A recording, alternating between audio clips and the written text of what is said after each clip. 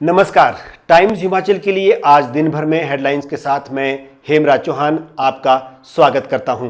पेश है आज दिन भर की मुख्य खबरें। राज्यपाल ने मंडी में आई आपदा के लिए राहत सामग्री भेजी, सरकार पर कसा तंज, कहा उन्हें सरकार की आपदा में मदद की कोई जानकारी नहीं। नेता प्रतिपक्ष जयराम ठाकुर ने मंडी में बांटी नगद आपदा राहत राशि, कहा सरकार आपदा प्रभावितों के लिए करे मदद।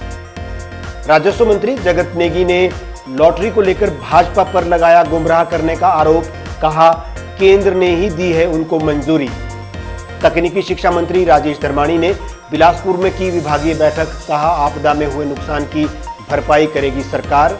सेवानिवृत्त आईएफएस अधिकारी पवनेश कुमार ने ली हिमाचल प्रदेश लोक सेवा आयोग के सदस्य की शपथ। ऊना में भारी बारिश से तबाही, घरों में घुसा पानी, खेत फसलें बही, प्रशासन राहत में जुटा। और शिमला में विधायक हरीश जनार्था ने स्वयं सहायता समूह द्वारा लगाई गई स्थानीय उत्पादों की प्रदर्शनी को सराहा। अब खबरें विस्तार से। राज्यपाल शिव प्रताप शुक्ल ने राजभवन से मंडी आपदा प्रभावितों के लिए 3 गाड़ियों में राहत सामग्री को हरी झंडी दिखाकर रवाना किया। राज्यपाल आज खुद भी आपदा प्रभावित क्षेत्रों के दौरे पर हैं। राज्यपाल ने कहा कि और भी जरूरत महसूस होगी तो वो भी भेजी जाएगी। राजभवन राहत सामग्री भेजने में अपने आप में सामर्थ्य रखता है। राज्यपाल शिव प्रताप शुक्ल ने मंडी आपदा प्रभावितों के लिए राहत सामग्री भेजी। इस दौरान प्रधानमंत्री से हुई मुलाकात को लेकर राज्यपाल शिव प्रताप शुक्ल ने कहा कि प्रधानमंत्री हिमाचल प्रदेश की आपदा को लेकर चिंतित है। प्रधानमंत्री ने प्रदेश के लोगों को अपने रहन सहन में बदलाव करने की जरूरत की बात कही। राज्यपाल ने कहा कि आपदा प्रभावितों की मदद को लेकर प्रधानमंत्री ने आश्वासन दिया है और केंद्र सरकार लगातार मदद भी कर रही है। आपदा को लेकर केंद्रीय टीम की आंकलन के बाद केंद्र सरकार की तरफ से मदद की जाएगी। देखिए, राहत जो हम भेज रहे हैं, मैं ये जरूर ये कह सकता हूँ कि सभी की आवश्यकता की पूर्ति केवल इतने से नहीं हो पाएगी। फिर भी इसके पहले भी 3 गाड़ियाँ यहाँ से राजभवन से रेड क्रॉस के द्वारा भेजी गई थी। अब 3 पुनः भेजी गई है, जिसमें 1 कुल्लू भी जाएगी और 2 मंडी के लिए रहेगी। माननीय प्रधानमंत्री से हमारी मुलाकात हुई थी। माननीय प्रधानमंत्री जी से मैंने बताया था, वैसे वो स्वयं हर क्षण जो है अपना रिव्यू करते रहते हैं। हिमाचल पर उनकी विशेष स्नेह रहता, जिसके नाते वो कहे तो अच्छी बात हुई हमारी, और उन्होंने हिमाचल को बहुत अच्छी तरह से पहले भी समझा है। समझने के बाद उन्होंने कहा कि अब यहाँ के रहन सहन में भी लोगों को परिवर्तन करना पड़ेगा, नहीं तो जिस प्रकार से नुकसान हो रहा है, अगर लोगों ने अपने को परिवर्तित नहीं किया तो काफ़ी नुकसान हो सकता है।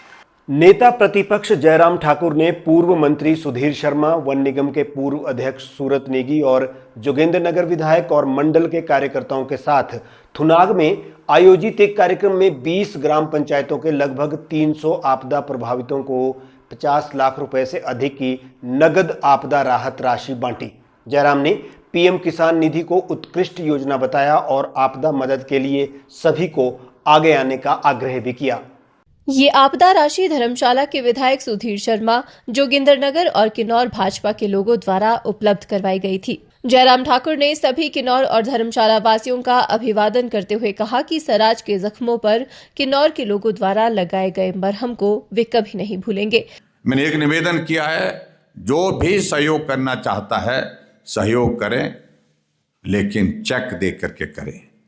चेक आएगा, वो चेक हम सीधा यहाँ पर भी जो भी जितने भी हमारे साथी हैं, जो चेक से मदद आई है, सीधा प्रभावित परिवारों तक उसको पहुंचाने का हम प्रयत्न कर रहे हैं। जयराम ठाकुर ने आपदा के दौरान प्रदेश के लोगों द्वारा आपदा प्रभावितों की मदद करने के लिए तन मन धन से आगे आने के लिए सभी लोगों का आभार जताया। लॉटरी शुरू करने को लेकर विपक्ष के हमले का राजस्व मंत्री जगत सिंह नेगी ने जवाब देते हुए कहा है कि भाजपा के लोग बिना तथ्य जाने लोगों को गुमराह करने का काम कर रहे हैं।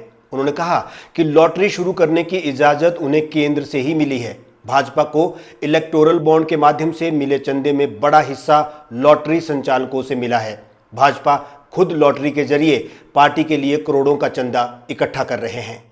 राजस्व मंत्री जगत सिंह नेगी ने कहा कि प्रदेश भाजपा अध्यक्ष बगैर तथ्यों के लोगों को गुमराह करने का काम कर रहे हैं। प्रदेश सरकार ऑनलाइन प्लेटफॉर्म पर लॉटरी शुरू करने जा रही है, ऑफलाइन लॉटरी की बात नहीं की गई है। जगत सिंह नेगी ने कहा कि केंद्र सरकार ने ऑनलाइन लॉटरी चलाने को दर्जनों कंपनियों को मंजूरी दी हुई है। कई राज्यों में लॉटरी चल रही है। भाजपा इस मामले में केवल राजनीति कर रही है। विपक्ष तो जो है उनको कोई ना कोई मुद्दा चाहिए, चाहे वो ठीक हो या ना हो, पर मैं उनसे भी ये प्रश्न करना चाहता हूँ कि केंद्र सरकार का जो है अधिकार क्षेत्र में है और हमें भी परमिशन जो है केंद्र सरकार से ही लेना पड़ता है और हमने लिया भी है। केंद्र सरकार का आपने अगर देखें तो जो ये था कि इलेक्टोरल बॉन्ड्स हैं, उसमें जो सबसे ज़्यादा पैसा भारतीय जनता पार्टी को अगर मिला है तो लॉटरी वालों से मिला है। खुद तो लॉटरी के माध्यम से पार्टी को भी जो है करोड़ों अरबों रुपए इकट्ठा करा रहे हैं। वहीं ठेकेदारों के लंबित भुगतान न होने के मामले में उच्च न्यायालय की टिप्पणी पर राजस्व मंत्री ने कहा कि ये कथन राज्य के हित में नहीं है। हाईकोर्ट ने किस संदर्भ में क्या कहा है उसका तो मुझे ज्ञान नहीं है, परंतु हाईकोर्ट की तरफ से इस किस्म की अगर कोई बात की जाती है वो प्रदेश हित में नहीं है। आर्थिक इमरजेंसी लगाना या नहीं लगाना वो प्रदेश सरकार के ऊपर निर्भर करता है और कोई ऐसी हालात नहीं है हिमाचल में आर्थिक इमरजेंसी की। बीजेपी की जब डबल इंजन की सरकार थी, 75,000 करोड़ का कर्जा लिया, तो उस समय सोचना चाहिए था ना कि उस समय आर्थिक स्थिति क्या थी डबल इंजन की सरकार के होते हुए भी। हिमाचल प्रदेश सरकार में तकनीकी शिक्षा एवं नगर नियोजन मंत्री राजेश धर्माणी ने घुमारवीं में विभागीय अधिकारियों के साथ विकास कार्यों को लेकर एक अहम बैठक की है।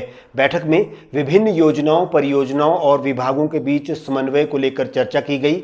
इसमें हाल ही में हुई भारी बारिश से हुए नुकसान का विस्तृत आकलन भी किया गया। उन्होंने बताया कि बिलासपुर जिला में सबसे ज्यादा नुकसान सड़कों का हुआ है। लोक निर्माण विभाग को 12 करोड़ से अधिक का नुकसान हुआ है।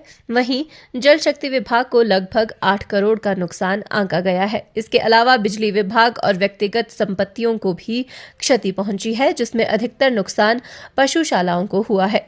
इसमें विभिन्न स्कीमों का, विभिन्न परियोजनाओं का जो है वो स्टेटस रिपोर्ट डिस्कस होती है और आपसी समन्वय बनाने के लिए कोई अगर बीच में कोई अवरोध खड़ा हो उसको कैसे दूर करना है, ये सारी चर्चाएं होती हैं। लेकिन इसमें आज का सबसे मुख्य जो एजेंडा था वो 2-3 थे। एक तो जो बारिश से नुकसान हुआ है, हालांकि दूसरे ज़िलों के मुकाबले जो है हमारे क्षेत्र में नुकसान उतना नहीं है, लेकिन जिसका नुकसान है उसके लिए वही बहुत भारी है। तो उसके बारे में चर्चा हुई कि किस तरह से उनको क्या क्या रिलीफ जो है सरकार की तरफ से दिया गया है और आने वाले समय में बिल्कुल जो है प्रोएक्टिव होके हमारे विभाग के जो अधिकारी हैं, कर्मचारी हैं, उस पर काम करें। सेवानिवृत्त भारतीय वन सेवा अधिकारी पवनेश कुमार को हिमाचल प्रदेश लोक सेवा आयोग का नया सदस्य नियुक्त किया गया है। आज राजभवन शिमला में आयोजित एक सादे समारोह में राज्यपाल शिव प्रताप शुक्ल ने उन्हें पद और गोपनीयता की शपथ दिलाई। पवनेश कुमार ने कहा कि वो पूरी निष्ठा, पारदर्शिता और ईमानदारी के साथ अपने दायित्वों का निर्वहन करेंगे। पवनेश कुमार ने कहा कि प्रतियोगी परीक्षाओं में पारदर्शिता बनाए रखना उनकी प्राथमिकता होगी, ताकि युवाओं में आयोग के प्रति विश्वास और मजबूत हो। मैं डॉक्टर पवनेश कुमार सत्यनिष्ठा से प्रतिज्ञा करता हूं कि मैं विधि द्वारा स्थापित भारत के संविधान के प्रति सच्ची श्रद्धा एवं निष्ठा रखूंगा और मैं अपने कर्तव्यों का निर्वहन ईमानदारी से करूंगा। हिमाचल प्रदेश जो पब्लिक सर्विस कमीशन है, ये पूरे देश में अपनी निष्पक्षता के लिए और काबिलियत के आधार पर सिलेक्शंस के लिए जाना जाता है। तो मैं भी अब उसका एक हिस्सा बन गया हूँ और उस भाव को और मजबूत किया जाएगा, पारदर्शिता बनाई जाएगी, काबिलियत को जगह मिलेगी। भर्तियों के बारे में जो रिक्वायरमेंट है वो सरकार से आती है, तो सरकार से जो रिक्वायरमेंट आती है वो नियमानुसार कमीशन के अंदर प्रोसेस की जाती है और उसमें कमीशन का यही रहता है कि जितनी तत्परता से उसको कार्यवाही को पूरा करें और सारे प्रोसेस को कंप्लीट करें, ताकि पात्र जो हमारे युवा लोग हैं उनको नौकरियां मिले। पवनेश कुमार एक अनुभवी अधिकारी रहे हैं और सेवाकाल के दौरान विभिन्न महत्वपूर्ण जिम्मेदारियों का कुशलतापूर्वक निर्वहन कर चुके हैं। अब लोक सेवा आयोग के सदस्य के रूप में उनका अनुभव आयोग की कार्यप्रणाली को और अधिक प्रभावशाली बनाने में सहायक होगा। हिमाचल प्रदेश में जल प्रलय थमने का नाम नहीं ले रहा है। मंडी के बाद अब ऊना में पिछली रात भारी बारिश से बड़ा नुकसान हो गया है। लोगों के घरों में पानी घुस गया, खेत पानी में डूब गए, फसलें बह गई, मवेशी भी बाढ़ में फंस गए। सड़कों पर भी पानी का सैलाब दिखा गया और पेट्रोल पंप पानी से भर गए। पेखुवेला में आई बाढ़ से नदी ने अपना रुख बदला और पानी सड़कों, खेतों से होता हुआ घरों में जा घुसा। लोगों में डर का माहौल पैदा हो गया और किसी प्रकार वे अपने बचाव के लिए दौड़ने लगे। घरों में बिजली के शॉर्ट सर्किट का डर भी बना रहा। इधर खेत पानी में डूब गए, गाड़ियां पानी में बहने लगी और फसलें भी तबाह हो गई। कुछ मवेशी बाढ़ में फंसे नजर आए, जिनको बचाने के लिए फायर ब्रिगेड की सहायता मांगी गई। यहां तक कि शमशान घाट भी डूब गए। लोगों में इस बात को लेकर खासी नाराजगी भी रही कि प्रशासन घंटों तक किसी भी प्रकार की सहायता के लिए समय पर नहीं पहुंचा। यहाँ पूरी देर रात से बारिश हो रही है और ये पेखुवेली के खाड का पानी पूरा इस तरफ पलट गया, जिससे लोगों की पूरी फसलें तबाह हो गई हैं। सर, ये मेरा पोल्ट्री फार्म है, इसके अंदर से पानी जा रहा है, इसमें भी मेरा काफी सामान था जो खराब हो चुका है। और सर, ये पानी के बीच में घोड़ा फंसा हुआ है। सर, इनको रेस्क्यू करना, पर हम प्रशासन से कांटेक्ट करने की कोशिश कर रहे हैं, पर अभी तक यहाँ पर कोई नहीं आया है। सर, मैंने अपनी 40 साल की उम्र में ऐसा मंजर नहीं देखा है। आप देख सकते हैं कि पोल्ट्री फार्म पूरा पानी में डूबा हुआ है, शमशान घाट पूरा पानी में डूबा हुआ है। और जो चुंडवाल गाँव से जो पुल आता है, पुल से पानी ने यहाँ करवट ली है और सारा पानी जो है, जो खेत बीजे हुए थे, मक्की थी, यहाँ पे सारी बह गई है। आप सब देख सकते हैं इस वीडियो के माध्यम से। ऊना में अभी भी बारिश का अलर्ट हालांकि बना हुआ है, लेकिन पिछली रात से लगातार हो रही बारिश और खड्ड में आई बाढ़ से जो तबाही हो चुकी है, उसकी भरपाई करना भी चुनौती से कम नहीं है।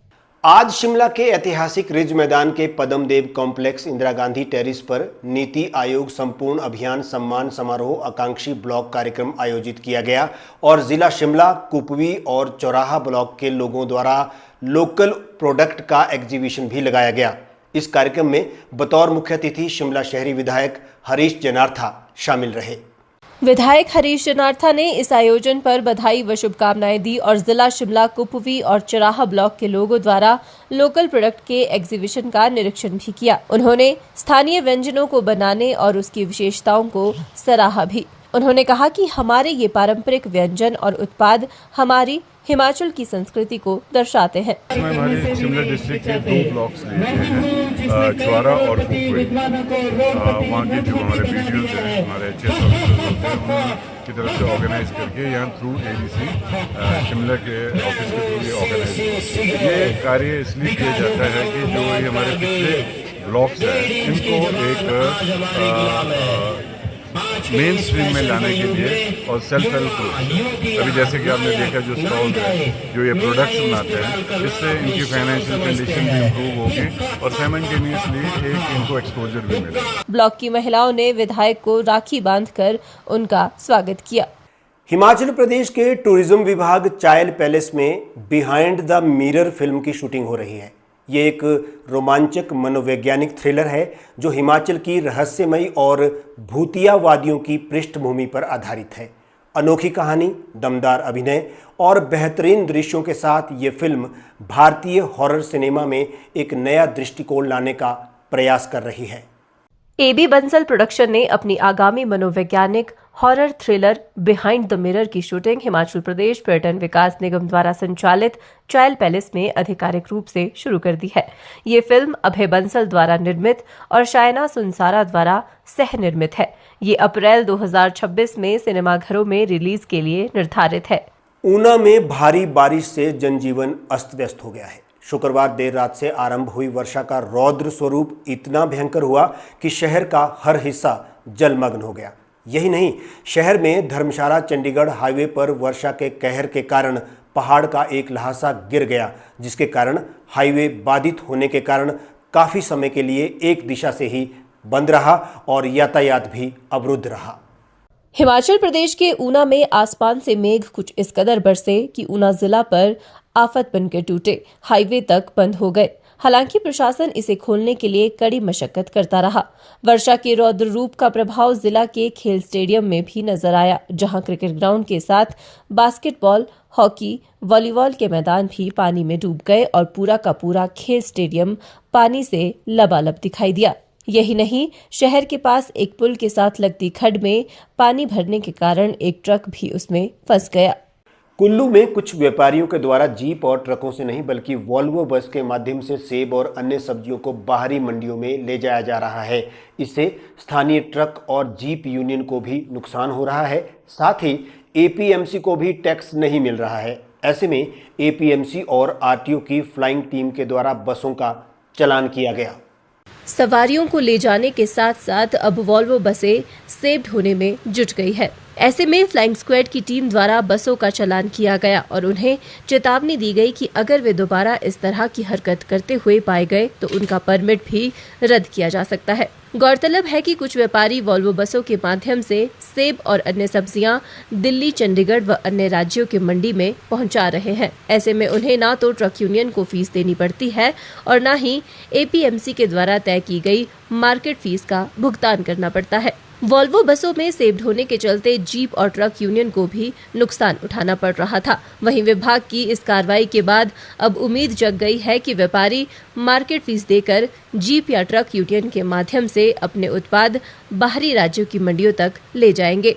एपीएमसी कुल्लू की सचिव शगुन सूद ने बताया कि उन्हें बीते कुछ दिनों से शिकायत मिल रही थी कि सब्जी और सेब की ढुलाई वॉल्वो बसों के माध्यम से की जा रही है। ऐसे में बजोरा में उनके द्वारा नाका लगाया गया और कुछ बसों में ये सेब की ढुलाई भी पाई गई, जिसके चलते फिलहाल 25,000 का चालान किया गया है।